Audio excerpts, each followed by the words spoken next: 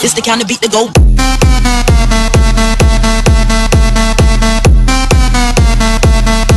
E aí, galerinha do YouTube, Zica Games, agora apresentando pra vocês Just Cause.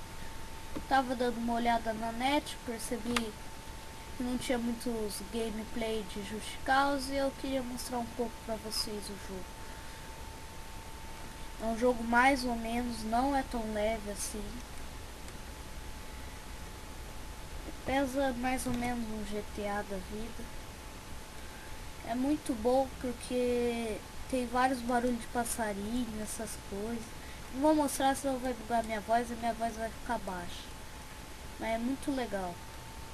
Ele explica comandos, tem coisa muito louca pra fazer. Tô meio gripado, mas não liga não. Muita coisa pra fazer, daí eu vou mostrar um pouco aqui no vídeo. Mas o jogo, muito realista ele. O que acontece no jogo? Você vem numa ilha, você é um inimigo, sei lá. Eu não sei muito do jogo, porque eu só baixei mesmo pra jogar e mostrar pra vocês. Eu não vi muita história pra contar pra vocês. Várias coisas pra fazer mesmo. Espero que no final do vídeo vai ter um final hollywoodiano. Queria poder empinar, eu não sei como é que empina nessa merda. Muito legal esse jogo. O gráfico é bom, olha. Não é como aquele jogo que só mostra a floresta e não tem como você não entrar. Tem como você entrar assim na floresta. É muito bom. Vamos entrar na floresta.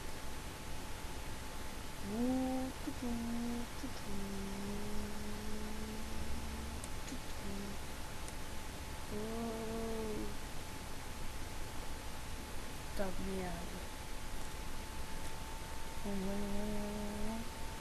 Viu, ó, tem como você entrar dentro da floresta, matar dentro, subir montanhas, paraquedismo, tudo vocês pensar tem esse jogo. Bom, o que mais que eu posso mostrar pra vocês do jogo? As acrobacias que você pode fazer no carro. Por exemplo, eu vou fazer uma aqui. Pera aí. Você faz isso aqui, ó.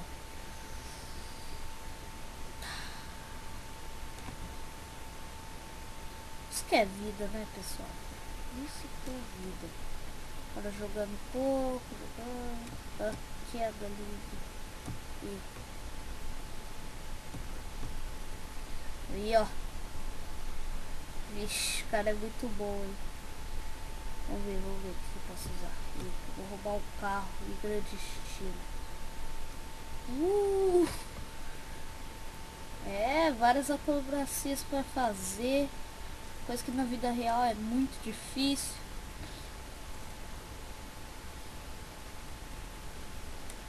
Eu vou deixar o carro sozinho, porque eu já vou terminando o jogo.